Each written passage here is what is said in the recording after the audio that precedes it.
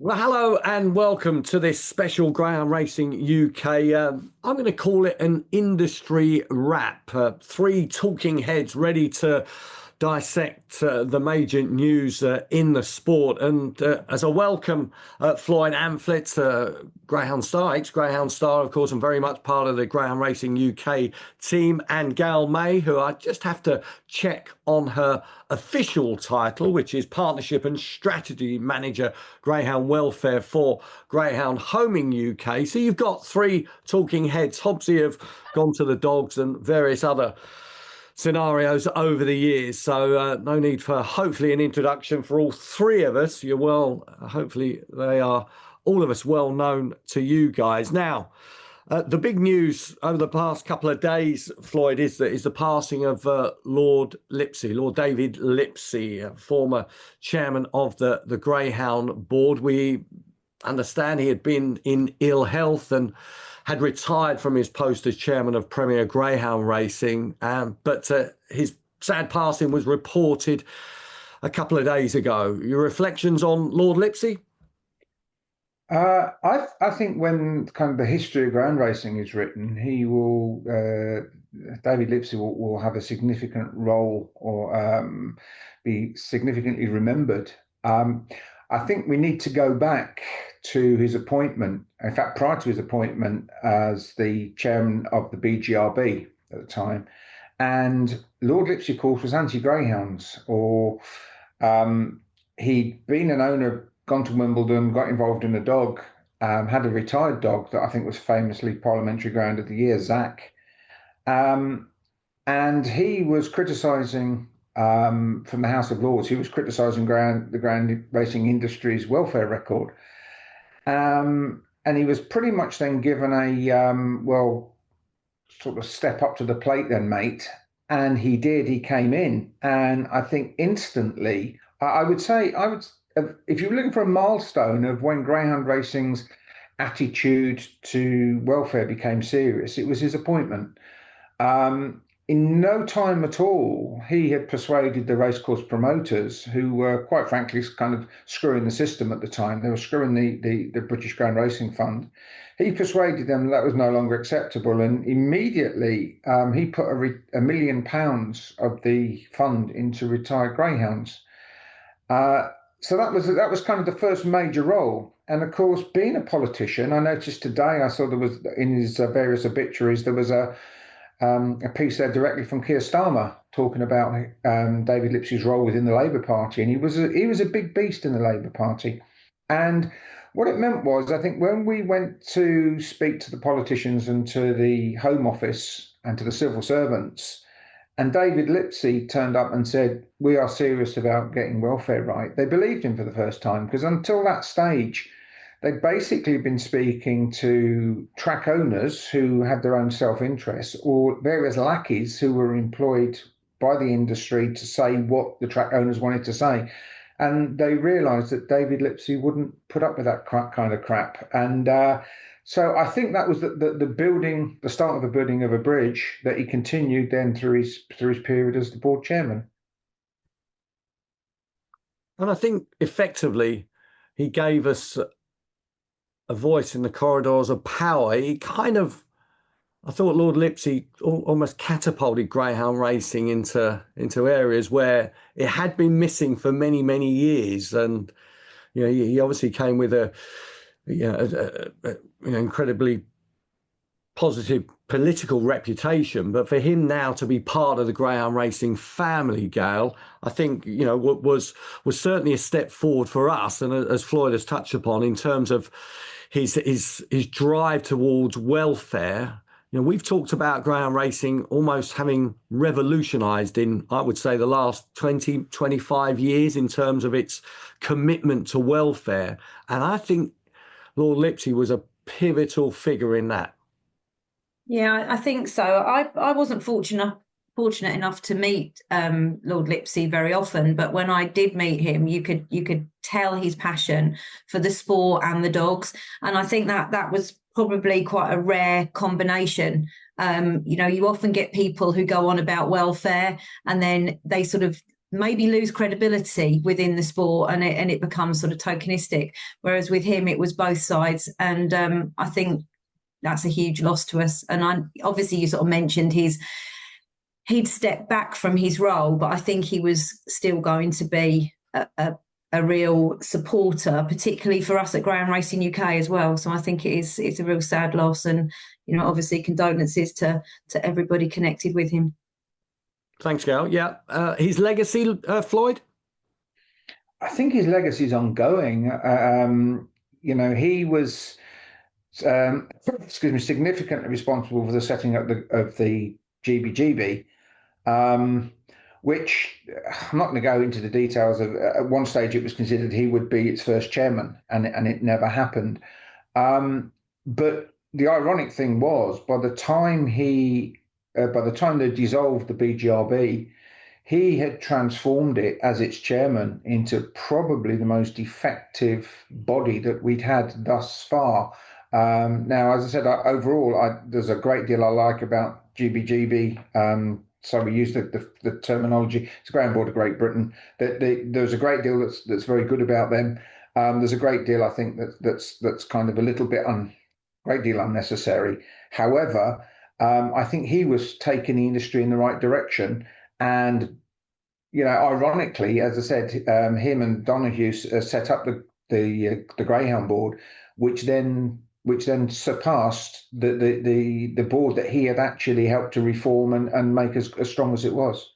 We kicked off on a sad note in terms of the passing of Lord David Lipsey, but heading back to you, Gail, in terms of recent weeks, in fact, the last 10 days, I mean, we have seen some extremely fierce temperatures, and Floyd touched upon the things that he likes about the GBGB and the things that he's not too keen on. I think over the coming weeks we'll deep dive into certain other areas. But talking about how ground racing's attitude has changed to the positive, I think we're dealing with warm weather situations a lot better nowadays, and tracks are very quick to cancel racing, to abandon, postpone, whatever.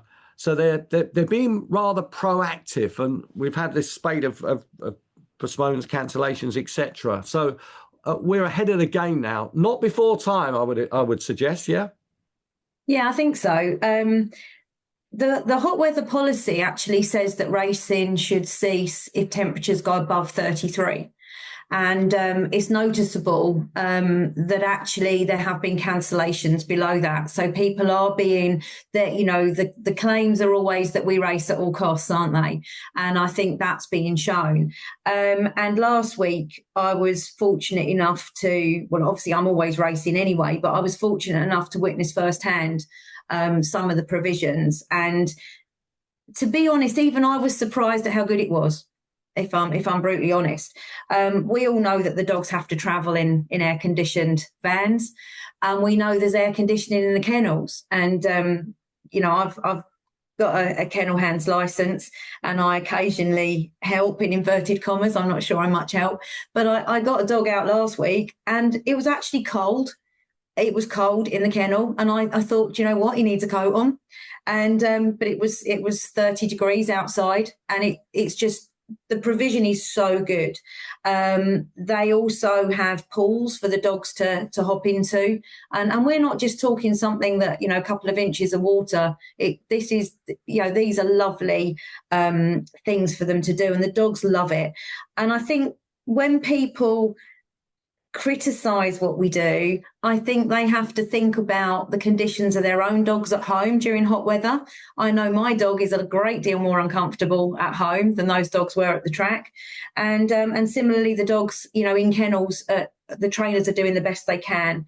I suppose the only thing I'd say on the slightly not negative, but just an observation, is that all this provision is only as good as people make it at the track, and trainers have to really buy in and make sure that they are taking advantage of every opportunity there is, and making sure, and sometimes that's down to a staffing thing. If you've got 3 runners in one race as a trainer and maybe 2 or 3 in the next, you're hard pushed to make sure the dogs can cool, etc. So I think, I witnessed that people had probably got more staff during this weather than they perhaps normally do, and that's all to the good.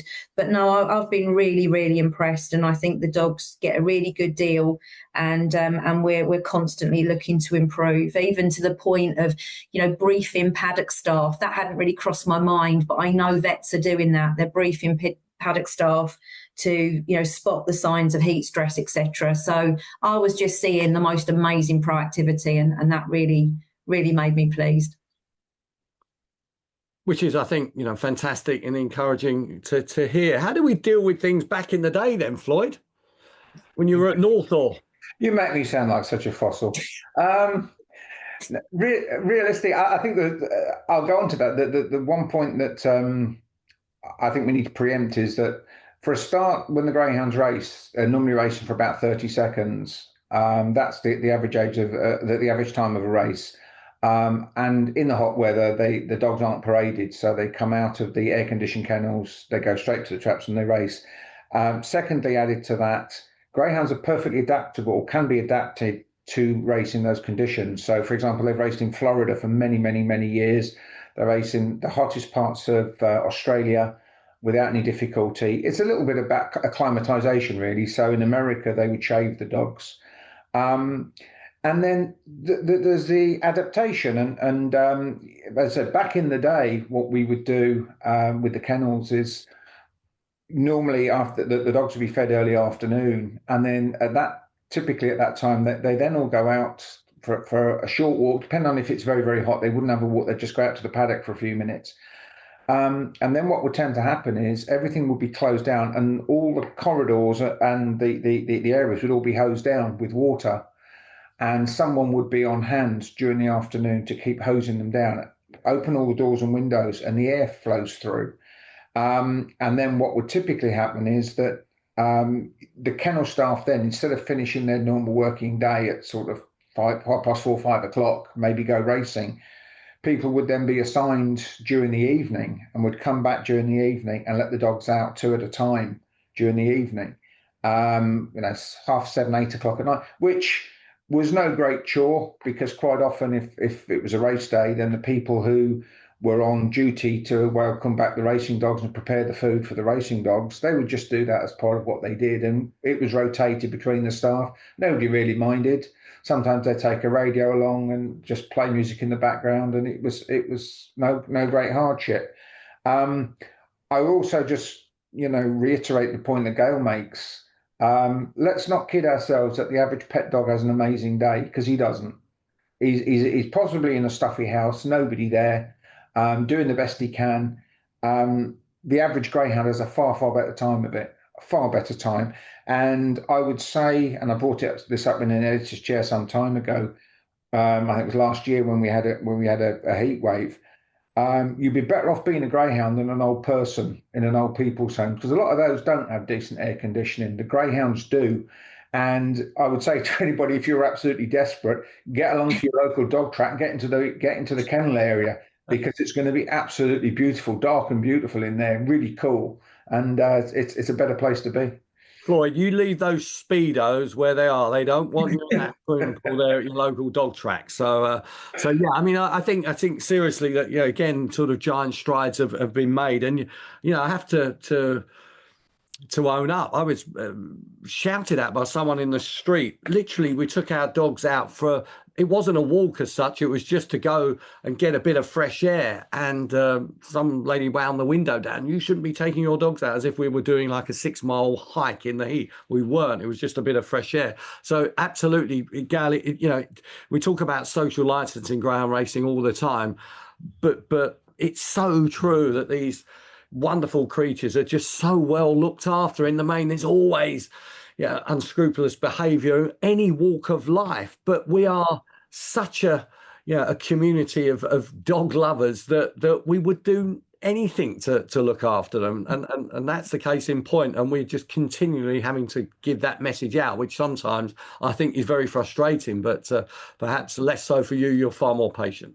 No, I think you're dead right. And like, obviously, when what I said earlier was all about the track. But I went to a couple of kennels last week, and it's exactly what Floyd was describing. It's not just back in the day; it's now. They are changing their routines. Yes, probably when it's super super hot, the dogs do spend more time in their kennel.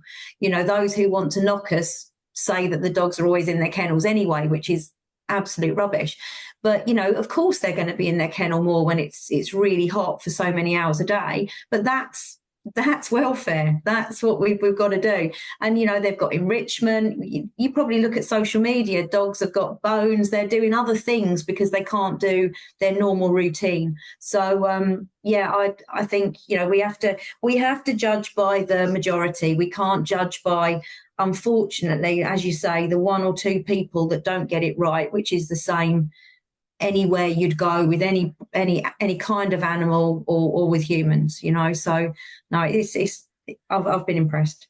Could I just add one further thing, because it occurs to me there'll be a lot of people out there that have got ex-racers, and to any of them who are concerned about their dogs, I'd make a couple of suggestions. One, in this kind of weather, don't be afraid to take them out and hose them down and shampoo them and then rinse them down with cold water. They will absolutely love it. Greyhounds have a fabulous system, because they have kind of large chest areas, bellies. Underneath, there's very little fur on a greyhound underneath. And if you soak that down, you can soon bring down their body temperature. The other thing that I would always do, and our retired greyhound absolutely loved it, and put one of the spray bottles that you might get for spraying your plants or things. Put one of those, put some ice in it, and put it in the fridge. And then what our greyhounds, I've never known one that doesn't like it. You literally spray inside their mouth, and they love it. Spray around the face and in the mouth. And I guarantee that they won't cower away from it. They will love it. And the other thing is, if you get a dog that doesn't drink enough, because then they tend not to be a great breed for drinking, you can always slightly flavour the water. I would then to suggest just a little drop of milk, and that again will encourage them to drink more so they don't dehydrate, because they are a little bit prone to dehydrating. And if you want to go the whole hog, make them a banana and honey lolly. They love those as well. Run that by me again. Banana and honey. A banana and honey lolly. They love it. Okay, well, there you go. A bit of yogurt, and no, it makes a hell of a mess. Do it in the garden, but no, they go down a treat. So I wasn't going to rely on Floyd to say that, because he's probably not going to share his culinary attributes. So I'll do that one. Right, look, we're going to stick with, if you like, ground husbandry or welfare in general. And Floyd, the GBGB recently released the track injury and retirement data for 2024, and the data is now freely available. I mean, as a sport now, we're far more transparent. We need to be, of course, in modern times. But your reflections on the data, track injuries and retirement, especially, perhaps you on track injuries, and I'll bring Gail in on retirement, maybe. In terms of the injuries, I made a couple of comments in the editor's chair, and I pretty much stick by them or maybe expand on them. We will always have a decision to make, and it's one that won't suit a certain section of society, that if you're going to race dogs, let them run at a certain speed, that you will get injuries. No matter how amazing your tracks are, no matter how fabulous your vets are, it is going to happen. It's going to happen if you put a bunch of kids out playing football. They are going to get injuries and get knocks and bruises and other bits and pieces. All that we've done as an industry, first of all, is make all those injuries or a data transparent. It's out there. Everybody can see through it. Secondly, we have attempted over time to... There was a scenario when I was a young man, and even before I went to Norfolk when I was a kid, where kind of greyhounds were almost like expendable, a little bit like animals in society in general. That whole kind of view has changed, and we would have a scenario where that dog's broken its hock, the dog is worth X, the injury and everything is worth Y, And so really the time has come. And look, the same kind of decision that a farmer would make typically. You know, a farmer doesn't go, oh, you know, this cow's no use to me anymore, I'm going to look after it for the rest of its days. It doesn't happen. That is no longer the case. Unfortunately, the antis would still insist that it is, but we all know it isn't. It's pure ignorance and pure blind stupidity if they insist that's the case. Gradually, over a period of time, we've managed to get to a point where most serious injuries now are treatable, and it is no longer acceptable, and people will lose their licenses or owners will be banned from the industry if they simply say that dog had a broken leg, so I got it put to sleep. It doesn't happen that way. It also doesn't make any commercial sense. So even if you don't kind of trust us as an industry, I'd say to people, if you have an animal that could ultimately be saved and still be worth money, why wouldn't you do it anyway? Putting aside the welfare side. And of course, we know that there are so many of our big races now that are won by, thanks to improved veterinary techniques, are won by greyhounds that have been apparently at the end of their careers. All of those kind of add up to a point that the only animals that get put to sleep are those that are at the very, very, very small minority. And quite frankly, if you happen to think that there are worse things than death is suffering, which I do, we're going off on a tangent here to kind of the right to die and all that kind of thing. Personally, I think that if an animal is so badly, very badly injured that it has to be put to sleep, and I think was it around about 100 a year throughout the entire industry, then that's the right thing to do. And I think the vets themselves at one stage were a little bit concerned that we were keeping animals alive that wasn't necessarily in their best interests, where they were going to have long-term suffering because they couldn't fully recover from injuries. And I don't think that happens anymore. I think the vets have taken a stronger stance and said, I'm sorry, if it makes your figures look bad that we've got too many injuries, that's just tough. This animal, unfortunate animal has to be put to sleep. Some people won't like it, but to those who would say, and we should be banned as a sport, I'd say, go and have a look at horse racing and decide from there. So in terms of injuries, track injuries and the data, again, is it a case of we are making forward strides here? No pun intended. We are, and you only have to look at the figures. I'm not going to sit here and I've got them in front of me. I'm not going to sit here, right? The track fatality is 0.03%. But you have to accept that 0.03% will exist. We might even get it down to 0.02% at some stage, which is going to be, a dog in 1,000 or whatever. But as long as society believes it's acceptable that animals can be used in sport, then I would say we couldn't do any better. We really, really couldn't. And the one couple of areas that were concerned, and that was trainers saying, I'm sorry, this dog has no commercial value. We've moved on since then. That is no longer acceptable. And that was responsible for the vast majority of our dogs being put to sleep. Would you mind if I chipped in? Yeah. Hobbsy, because I think, one of the problems we've got with our data, and I love the fact that we're open, but I think we actually are not just open, we're open to criticism, the nature of our data. And I think, we report 3,800 injuries, and that naturally leads to the assumption that they're bad injuries. I mentioned it to Floyd the other day. Even in your opinion piece the other day, you mentioned 700 hock fractures. Now, the data actually says 700 hock injuries. And if even we are making the assumption that they're breaks, then it's not surprising that the antis are. And actually, that could be a hock strain. That those injuries are reported at the track. And, that's sort of pre-formal diagnosis. And often a dog's strapped up and it's a hock sprain or whatever. So I think it's really important that we we sort of look at some of the other data, you know, the other or muscular injuries, that accounts for over 50% of those injuries. And we all know that, yeah, you know, on the odd occasion, like if it's grassless, etc., then they are quite serious injuries, which might mean a dog finishes running, but it certainly doesn't affect it for the rest of its life. It's still going to have a perfectly normal life.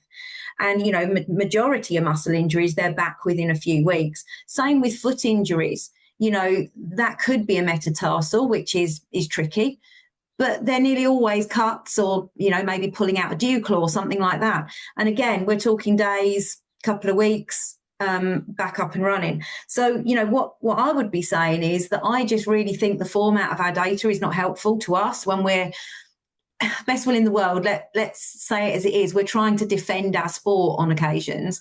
And I don't think the data helps us. You know, for me, if the data was along the lines of severity of injury, as in some sort, I know we can't be precise, we'd be asking the vets to be mind readers, but, you know, an idea of the longevity of the injury. How long are they going to be off? Is it going to be a couple of weeks? Is it a couple of months? Is it career ending?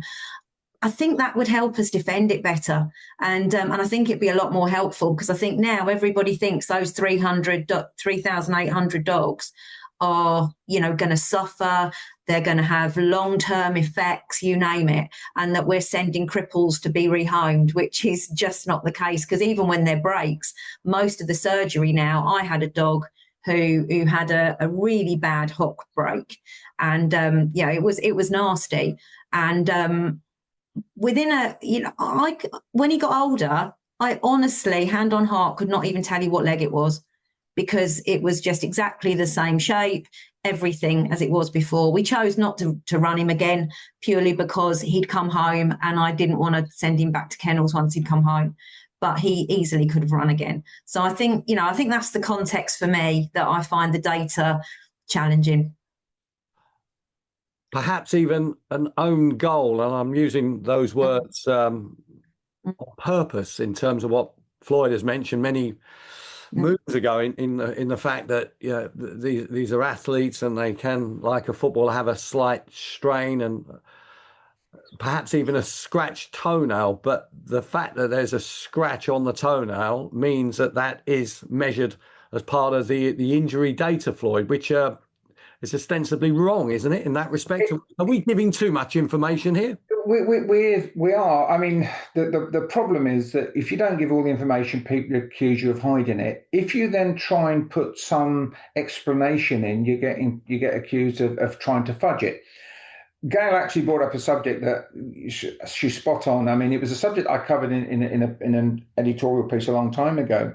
And what most people don't understand about injuries, I've just talked about the serious stuff, that this 0.03%.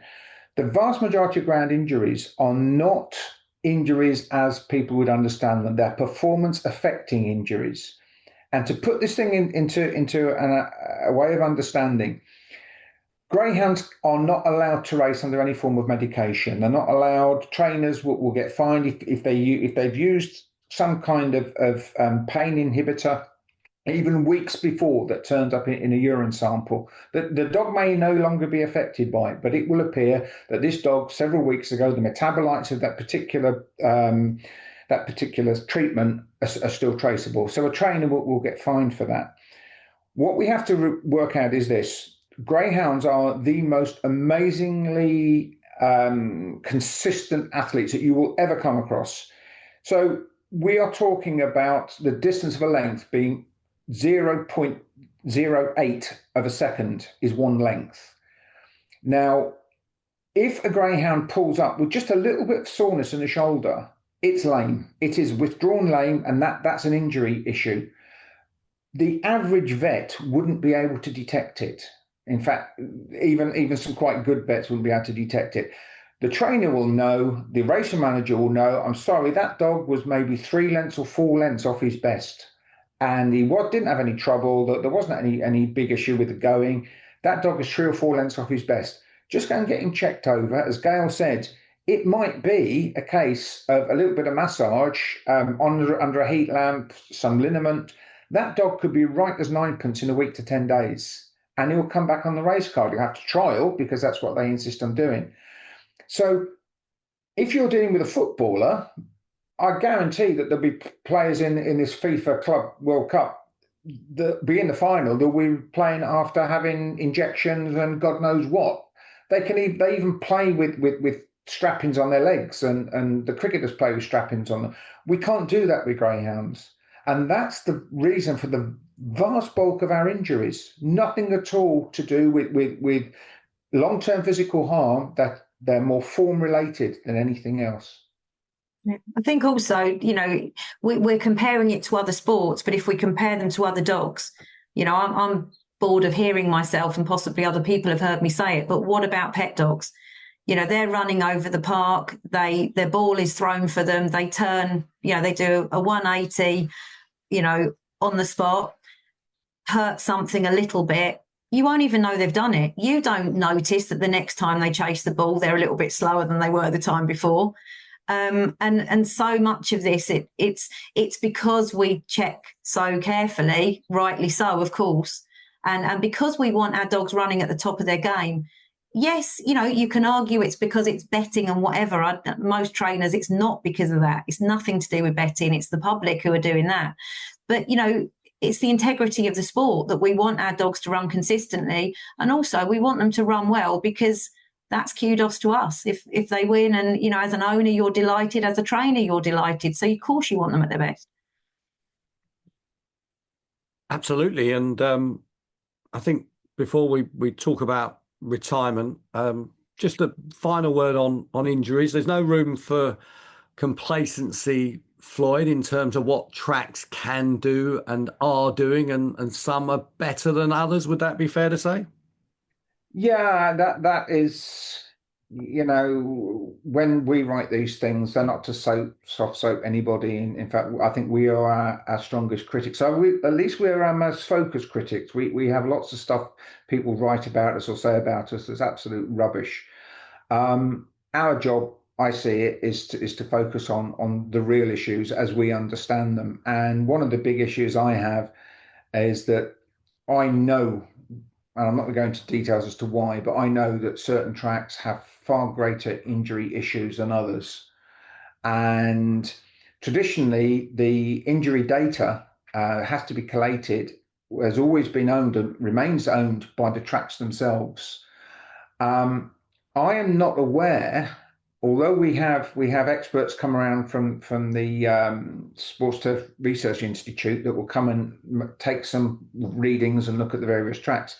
I'm not aware that the Greyhound board actually look at these figures and say to track X, you have a major problem. On average, there should be this many serious injuries per 100 runs or 1,000 runs. Yours is way above that. Why is that? And if it turns out that you can't get that sorted, then you should be suspended. Your license should be taken away until you get it sorted. And we'll give you a trial period back. And if you don't get it right, then you won't be racing again. Now, the Greyhound board have the ability within the rules of racing to do that. Whether they have the bravery, at the end of the day, the place is riddled with vets. They're well able to do that. They're well able to look at the data and go, why did you have 3 broken hocks last week? Were you just unlucky? Tell you what, we'll monitor you for the next 2 weeks. If that trend continues, because one of the things that we've also learned, anybody that's been in the industry for a period of time, is that even a track that is generally quite safe can, because of the way the track changes, and it changes, bearing in mind these are sand tracks, we're dealing with radiuses, we're dealing with gradients, we're dealing with bank bends. Over a period of time, even a safe track can become unsafe. And there was a famous instance, I'm sure both of you will remember, where Walthamstow had a particular period of time where they had something like 5 broken hocks in a week. And John Haynes was the track inspector at the time, had to go down and had to completely rebank the track because he'd spotted that over time the sand had just migrated to a point that it was no longer safe. Poole had a very similar problem, horrendous over a period of 2 or 3 weeks. Now, we should automatically have a system in place for that, and it shouldn't need to get to the stage that you're getting 5 broken hocks in a week. We should be a lot quicker on the alert with that. Bearing in mind as well, we are at the moment in the worst time of the year, June and July, in terms of injuries. Going right back to grass tracks, I can produce press reports going back 50, 60 years saying June and July is the time when we really have the most concern, because it's the time the dogs are running quickest, the atmospherics are quickest, and track records are broken, etc., etc. And perhaps, just talking about sort of differences from track to track, football pitches can be the same, when it comes to other sports and motor racing circuits and what have you, horse race tracks as well. There are different conditions, different tracks require different kind of work on them. So I think we're talking, and I hope we're talking, vastly improved figures than, say, 20, 25 years ago. So any spike in injuries, however they might be relatively minimal compared to yesteryear, has to obviously be acted upon and us be alerted to, I suppose, or certainly the authorities in many ways. Let's go to retirement or homing, and Gail, as you work with Greyhound Homing UK as the partnership and strategy manager, the words homing crisis are bandied about. Are we still in a homing crisis? And you've seen the retirement data. Does that reflect a homing crisis still? Yes, because nationally we're in a homing crisis. I think if you asked Blue Cross, RSPCA, Dogs Trust, whoever, we're in a homing crisis because, there are so many dogs looking for homes of every breed. So we can't get away from that, but that's not an industry specific thing. In terms of our data, it's improved. We're looking at 94% being homed or, obviously still in the system of waiting for homes. I think there's a couple of really big points that come out of the data. And I think I've read a couple of things this week where, as usual, sorry to keep saying it, but people who are trying to bring our sport down, people who are trying to criticise. First of all, I saw a post that claimed majority, that was their word, majority of greyhounds are put to sleep when they stop racing. Now, as an industry, it's hard to stop these people saying it, but how are they allowed to say it? Because it's complete lies. If we've got we can prove that 94% of dogs are being retained in kennels, in homing centres or waiting homes, that's just lies. And that makes me angry. Some of it's opinions, but that is just barefaced lies. The biggest problem we've got, and there's no point in shying away from it at the moment, are the number of dogs that are in trainers' kennels waiting for homing places. And that's sort of, a large number of dogs. But the antis using that figure against the sport, I find is really quite laughable, because the dogs being in kennels still, in trainers' kennels, is actually harming the sport and the trainers' livelihoods. It's not harming the dogs. Obviously, if they're too long, of course, we don't want dogs waiting for ages. Dogs deserve to be going to a home. So please don't think I'm saying it's okay for them to be in the kennel indefinitely. But it's just makes me laugh because we're still looking after them. So how can you use that? And also they argue that dogs are just dumped in homing centres. They're not rehomed at all. Again, we've got to think of the logic of that. I think it was 3,300 went to homing centres or charities this year, or in 2024, the year that the data pertains to. If those dogs were just being dumped in homing centres, the homing centres now would be getting bigger. And over the years, we'd have hundreds of thousands of greyhounds in homing centres waiting, but we've not. So those 3,300 dogs have gone into homing centres because there were spaces available, which must mean the dogs from the previous year are homed. Do you know what I mean? So although it's not as quick as we want it, and I absolutely get that, dogs are being homed. It's just there's a little bit of a wait, which we want to change. So I think, those figures, I think our figures are good for retirement. I don't have any issue with that. There's also just one final point, sorry to go on, but 42% of the dogs that have sadly passed away whilst in the industry last year, 42% of them died either sudden death, natural causes, etc. how can we be blamed for that? Do sudden deaths not happen in other breeds? Do dogs not die of natural causes, or they're sort of so poorly that they have to be put to sleep? Of course they do, but we don't know the figures for that. So if that was taken into account, I just tapped away on my calculator because I meant to do it earlier. That would be 96.5% that we are putting through the homing system. And I just think we need to be realistic about what happens in other homing charities, because unfortunately we all know that dogs that are found as strays, a lot of them end up being put to sleep. Lots of dogs are described as not suitable for homing by charities when they've found behaviour traits by fair means or foul.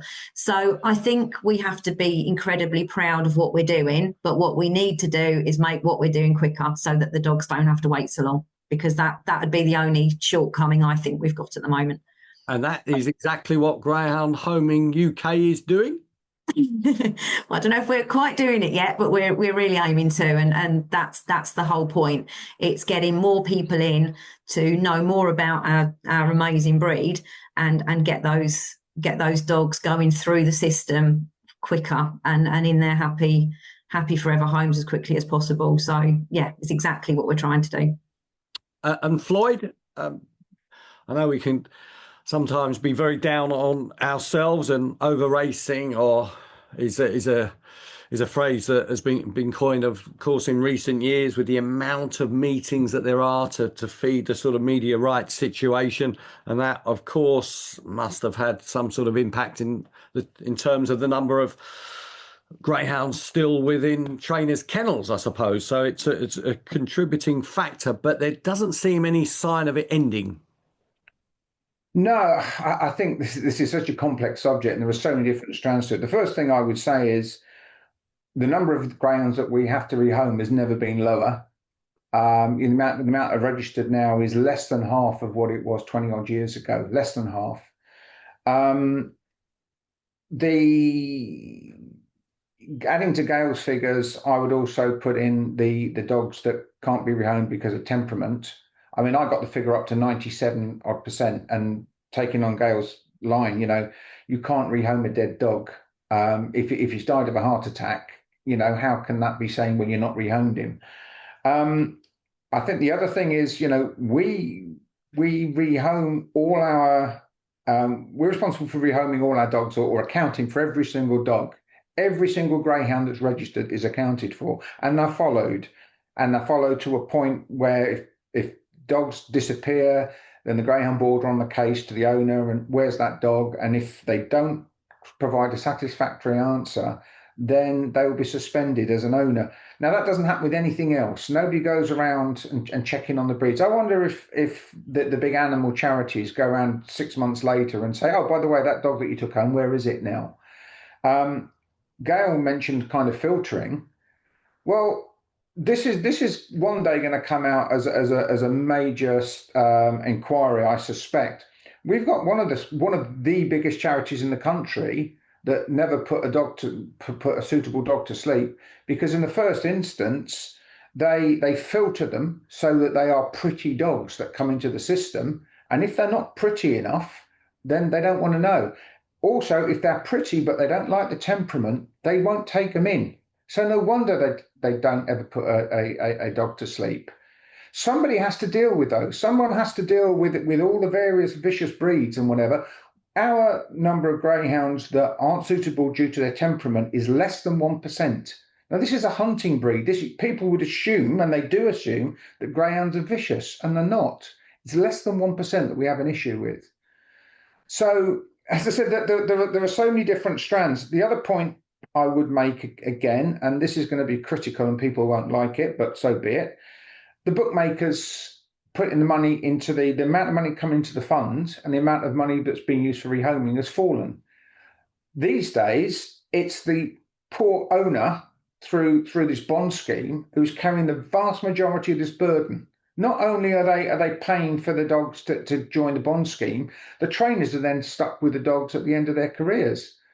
The way that the board has handled the rehoming scheme and the fallout with what used to be the Greyhound Trust, and there's this relationship. I don't even know at what point it's at. That needs to be looked at. That needs to be done. Are we actually working with the homing charities as well as we might? I've got my doubts personally. I mean, this is more Gail's area than mine, but certainly some of the feedback I get suggests it isn't great. It's quite challenging. And, obviously you've got the Greyhound Trust with 30 branches, but you've also got lots of independents. And of course, they can run their charities the way they want to run them. And with dogs having to obviously wait some time because of the homing crisis across the whole country for every breed, the money that comes in from the bond is not enough. You've got lots of very proactive charities who do lots and lots of fantastic fundraising, but often they feel that they have to charge for the dogs going in. So on top of the bond, there's, 200, 500, even more to get a place. That then creates a two-tier system. And that means, dogs are at the mercy of who trains them, who owns them, as to whether they can afford that. That's something I've always advocated. Every dog should have an equal chance to go into a homing centre in order of the time they retire and it not cost any more. And I know that's proper rose-tinted specs, but that's what I'd love to see, because dogs don't choose who train them or who owns them. And I think, at the moment it's been created, and I'm not criticising anybody who's charging to take dogs in. Of course, that's fine. It's their decision. But I just really wish we had a central system whereby dogs got homed in the order, or went into homing centres in the order that they retire. But I think that's going to be well past my working life to achieve that. But if we can just get more homes, then obviously that becomes less of a problem. But I agree, Floyd. It is quite disjointed, and that's for just so many different reasons, probably, that have built up over the years. Can I just add as well, the point you made before, I entirely agree. How can we possibly be criticised for putting dogs into rehoming centres? These are the guys who are the experts. They are going to try to find the right home for the right dog. If you had a trainer just said, oh yeah, I stuck an advert in the paper, how old am I? I stuck an advert on the internet and I just got rid of all my retired dogs that way, then would be open to criticism. You put them into the system, and I'm a massive fan of the people who run these. Some of them hate us, they hate ground racing, but I would still support them for what they try to do, and their heart is in the right place, and they do their best to try and find the right home for the right dogs. This is still the right system, and I refuse to accept any criticism for it. Absolutely, I agree wholeheartedly what you're all saying. I have to say that I don't even like the word over racing, because that suggests that the greyhounds themselves are over raced. Now we know that's not the case, certainly anymore, once the 4-day rule has been implemented, whether we agree or disagree with that. And I think we've got mixed opinions ourselves even on that. So that's certainly a conversation for another day. It's probably the saturation of racing meetings in terms of the two media partners. So in terms of the data, any final thoughts, or any from a political aspect, you anything else you want to say? I'm just going to kind of wrap it up with a bit of racing. I have to bring racing into this, and one or two thoughts that I've got. But any final word in terms of the political situation? Well, I don't for one second think greyhounds are over raced. I think greyhounds are under raced. Having worked in kennels and know what it takes to keep a dog fit. And, we've had a scenario, and I'll choose my words carefully now, but when you have dogs that are trained in Ireland, very often between their runs, they're going to be around a schooling track, or they're going to be up a trainer's gallop, or whatever it may be. I wouldn't want to put the average greyhound up a trainer's gallop, because I don't have the time to maintain them, to keep them watered and in tip-top condition. One of the reasons we don't have enough staying races, in my view, is that the dogs aren't fit enough. And the 4-day rule is my absolute bugbear. I made a piece, I wrote a piece recently saying that, we had 2 races at Romford last week or 2 weeks ago, where one was over 225, the other was over 925, but the restrictions on when those dogs could run next were precisely the same. Absolutely absurd. Makes no sense whatsoever. Where we've had a reduction in greyhounds, and the problem is basically too many races. This is a whole separate subject, but it's too many races. It's not greyhounds racing too often, quite the opposite. Gail?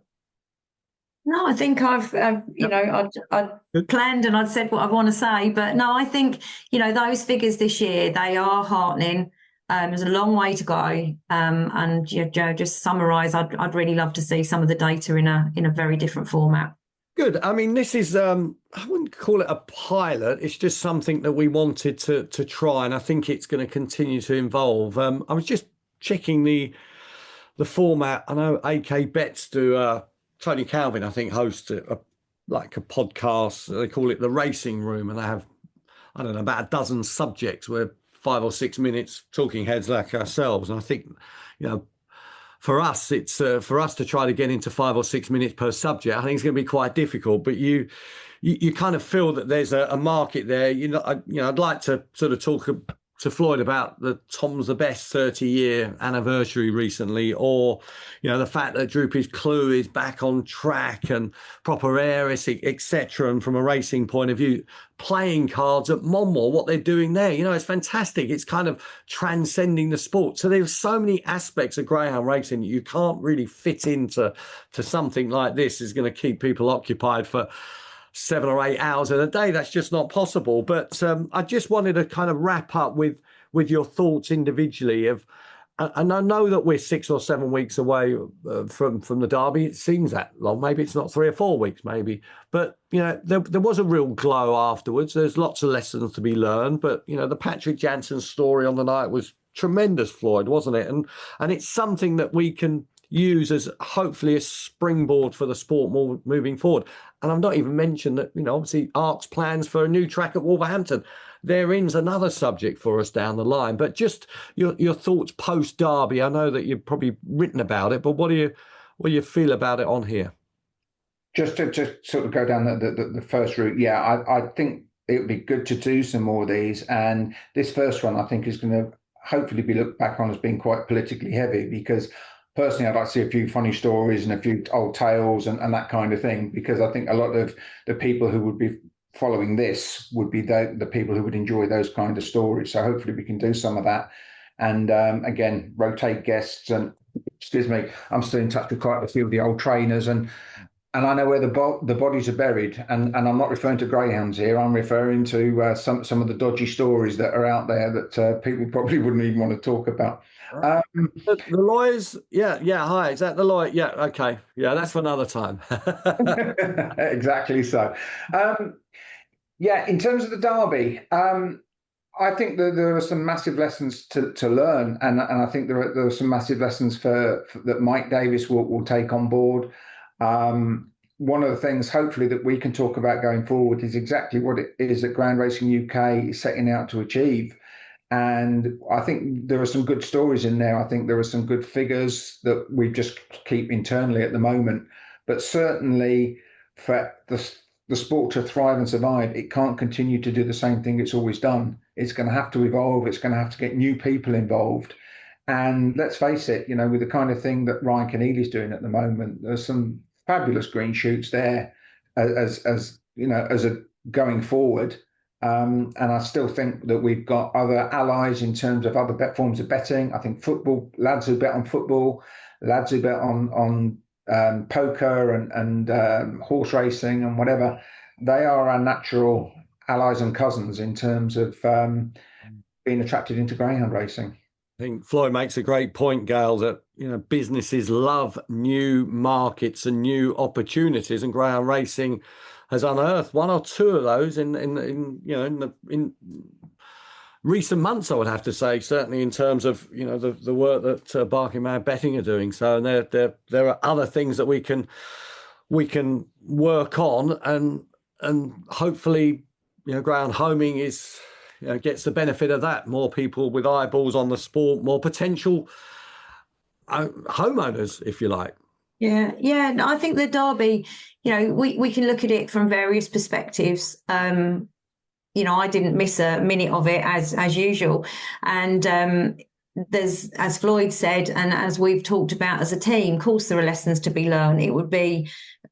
We would be doing something wrong if we didn't, even if, you know, it could have been the most successful derby ever, we would still want to learn from it. I think, you know, the racing was second to none this time. I think that the improvements to Toaster itself were fantastic and people really appreciated that. I think the biggest challenge is keeping the momentum going and remembering that, you know, the Greyhound year is about more than the Derby, and keeping that going is tricky. But I think we've shown what can be done, not just what we can do, but what can be done. We know we've got tracks that are, you know, week in, week out, doing the most amazing job and attracting a lot of people. But, you know, if there are things that we did for the Derby that they can learn from that, brilliant. If there are other things that we need to learn from those tracks that are doing it well, equally brilliant. But I think it was a really good starting point. I think there are things that we did that we won't be doing again, I hope, because otherwise we're a bit stupid.